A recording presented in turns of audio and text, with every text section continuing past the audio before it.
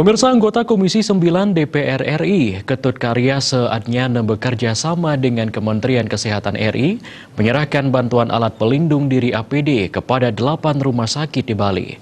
Aksi ini merupakan wujud kepedulian terhadap tenaga medis yang menjadi garda terdepan dalam penanganan pandemi COVID-19.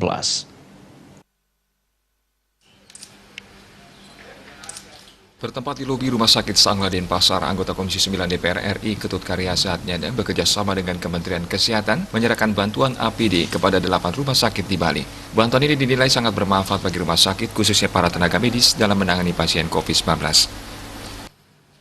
Saya kira dengan adanya hibah dari Kementerian Kesehatan sekaligus tentunya juga dari Komisi 9 DPR RI, kami Rumah Sakit Sangla khususnya sangat tentunya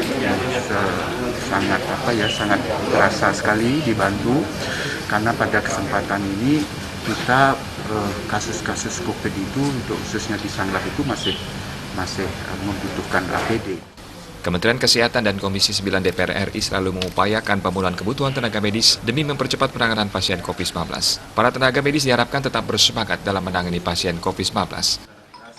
Kita dari Kementerian Mitra Kerja kami di Komisi Sakit termasuk di Dinas Kesehatan dari Kementerian Kesehatan bersama dengan Mitra Kerja kami itu membantu untuk alat oksigen konsentrat itu sangat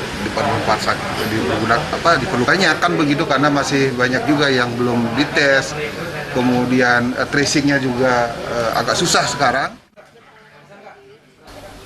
Masing-masing rumah sakit diberikan bantuan APD sebanyak 1.250. Selain APD, diserahkan pula bantuan oksigen konsentrator. Bantuan diserahkan langsung oleh Ketut Karya Seadnyana yang diterima oleh masing-masing perwakilan rumah sakit. Desak Arya